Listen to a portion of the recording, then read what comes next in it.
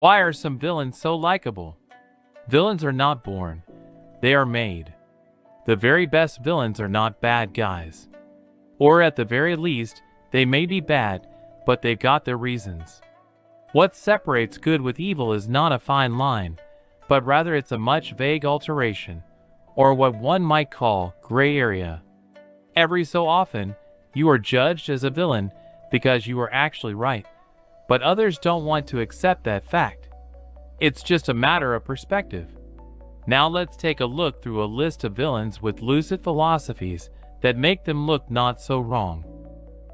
Beginning with Agent Smith, from the film from where originates the term red pill and blue pill, The Matrix. Agent Smith pondered what it means to be free. He is a character who is bent on destroying the humans who inhabit the Matrix. He is an agent of the machines that control the Matrix, and his ultimate goal is to ensure that the machines remain in control. Humans were a virus to him, something disgusting, and the Matrix was a prison from which Smith had to escape. His entire goal was to simply consume all, until all that was left was him. You move to an area and you multiply, and multiply until every natural resource is consumed. A virus. Human beings are a disease, a cancer of this planet. You are a plague. We are the cure. But at the end, he ended up becoming what he intended to destroy the most, a virus.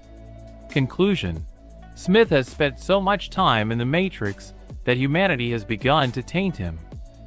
Next, we have Joker from The Dark Knight. What makes the Dark Knight's Joker such a perfect villain is that he is so similar yet so diametrically opposed to Batman. His popularity is so great that he doesn't even need Batman for people to recognize him. He is the only villain that truly understands Batman and how to defeat him. Yes, that psychopath was right, all the way. It is a funny world we live in. It is a maddening world. It is immoral people will kill each other the second that the chips are down. See, their morals, their code. It's a bad joke. Dropped at the first sign of trouble. They're only as good as the world allows them to be. I'll show you. When the chips are down, these civilized people, they'll eat each other. See, I'm not a monster. I'm just ahead of the curve. Joker was right. It is, indeed, a bad joke, but the bad joke is true. The bad joke is what the humans stand for. It is everything that they try to define themselves as. The Joker fails to understand that the people will fight their life to defend that bad joke. That they wouldn't eat each other because they know what's needed. Our plan, as he calls it, is just an order to fight his plan. It's just that the humans aren't that predictable as he thought. Dr. Heinz Doofenshmirtz. He was originally depicted as an incompetent and forgetful evil scientist intent on conquering the entire tri-state area by creating obscure but nefarious inventions. Despite technically being a true villain, Doofenshmirtz is shown to have a good side on some occasions.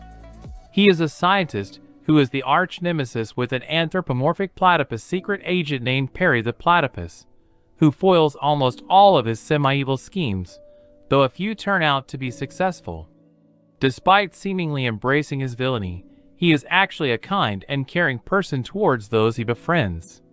He even cares about the well-being of his nemesis Perry, and even gets along with Phineas and Ferb at any chance they meet.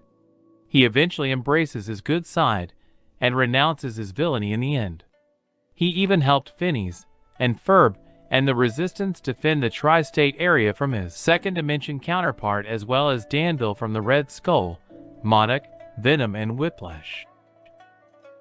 Next up, we got Russ Cargill from The Simpsons movie. He is the head of the Environmental Protection Agency who plots to destroy all of Springfield. At first, Russ Cargill appears as a very professional but still sinister figure, keeping the idea of continuing his job and finishing it in a more professional manner. However, after the Simpsons escape the dome, Cargill goes mad with power and forgets about his job and orders, only focusing on destroying Springfield and capturing the family. Russ Cargill becomes fed up with the amount of pollution in Springfield, which is understandable.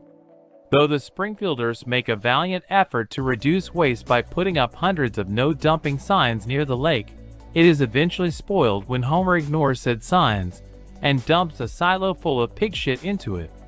With this being the final straw, Russ encloses Springfield in a giant glass dome and then plans to blow up the entire city to make money for a new Grand Canyon plan, even though the methods make no sense. Cargill ultimately wants less pollution and waste in the city, which really isn't such a bad thing. Shere Khan, he is a notorious, fearsome and scarred Bengal tiger who serves as the tyrannical king of the jungle and is obsessed on killing the man-cub Mowgli, due to him having a vendetta against mankind after getting his face burned, which blinded his left eye and gave him facial scars. He also serves as the most feared animal of the jungle. However, it must be said that Shere Khan is not evil for evil's sake. His background influenced his current mindset. He grew up with a crippled leg, which earned him the mockery of his own mother and others around him. So what did you expect him to do? Shere Khan was actually right. Mowgli was dangerous and did not belong in the jungle. He was an alien to him, and he was aware of the damage Mowgli can cause since he can control fire, or the red flower as called in the show. That being said, perhaps a better approach could have prevented the damage to the jungle. After all, Mowgli was leaving. He was on his way out when Shere Khan heard and killed his pack leader. A now pissed off Mowgli returned to the jungle, which ends with the red flower blossoming all over the jungles and Shere Khan's ass. Alexander Joseph Luthor, or sometimes short simply known as Lex or just Luthor, is a highly intelligent supervillain who originated from DC Comics as one of the main antagonists of the DC universe.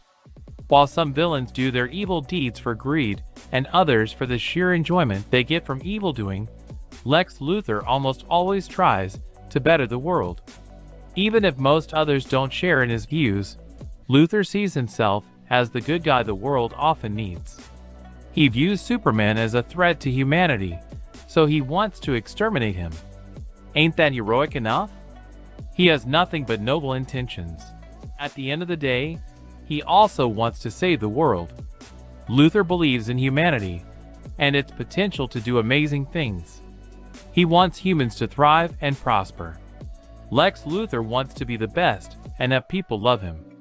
Now, doesn't that sound familiar? Nothing wrong wanting to be admired. But still, he doesn't have to be a dick about it.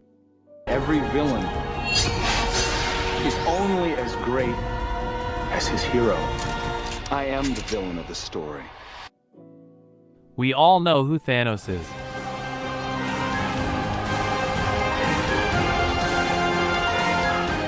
He is the confounded mega villain in Avengers, Infinity War, and Endgame. He wants all the Infinity Stones to whip out half the population. Thanos thinks this will save the universe, so the other planets do not end up like his destroyed planet. On Titan lived Thanos' race. However, the people soon began suffering from overpopulation, causing a scarcity of natural resources, and there wasn't enough food to feed everyone. Thanos suggested to kill half of the population so the other half could live, but a random dispassionate form, fair to both rich and poor alike. He was deemed a madman and was exiled from his people. However, Thanos was somewhat right, and the entire race soon died, leaving Thanos the only Titan alive.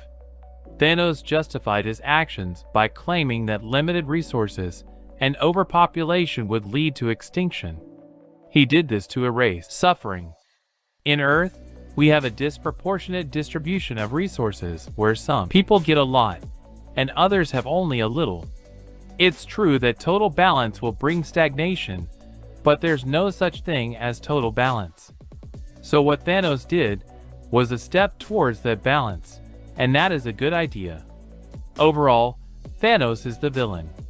But if he were on trial for his crimes, could his actions be defended? Let me know in the comments if you defend Thanos. Additionally, do you think the Avengers made a mistake undoing the snap?